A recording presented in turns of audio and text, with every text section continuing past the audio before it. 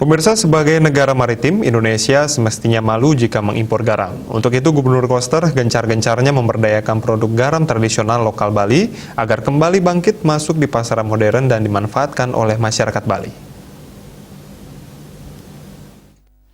Hal itu disampaikan Gubernur Bali Wayan Koster saat meninjau sentra produksi garam tradisional lokal Bali, baik yang ada di Amet Karangasem, Gumrih Jembrane, Kusambek Lungkung, Pejarakan Buleleng, dan meninjau tempat usaha produk garam di Desa Pemutaran Buleleng. Dengan demikian, secara ekonomi benar-benar dirasakan manfaatnya oleh petani garam yang tersebar di pesisir Pulau Dewata. Apalagi guna mewujudkan hal tersebut, Gubernur Koster telah menerbitkan Surat Edaran Nomor 17 Tahun 2021 tentang pemanfaatan produk garam tradisional lokal Bali yang sejalan dengan Peraturan Gubernur Bali Nomor 99 Tahun 2018 tentang pemasaran dan pemanfaatan produk pertanian, perikanan, dan industri lokal Bali.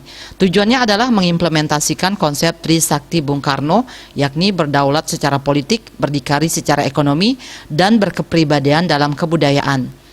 Masalah impor garam, Gubernur Koster dengan tegas memperjuangkan produk garam tradisional lokal Bali agar tidak dijajah oleh impor di dalam berbagai acara nasional yang digelar di Pulau Bali.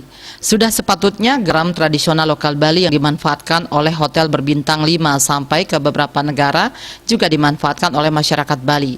Pemprov Bali baru saja mengeluarkan Surat Edaran Nomor 17 Tahun 2021 tentang pemanfaatan produk garam tradisional lokal Bali pada 28 September 2021 lalu.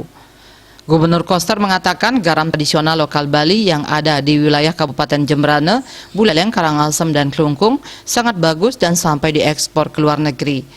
Keseriusan Gubernur Koster dalam memerangi impor garam di Pulau Bali mendapatkan apresiasi dari pelaku usaha produk garam Pemutaran yang sekaligus menjadi ketua kelompok Uyah Buleleng di Desa Pemutaran, Kecamatan Gerogak Buleleng, Iwayan, Kanten.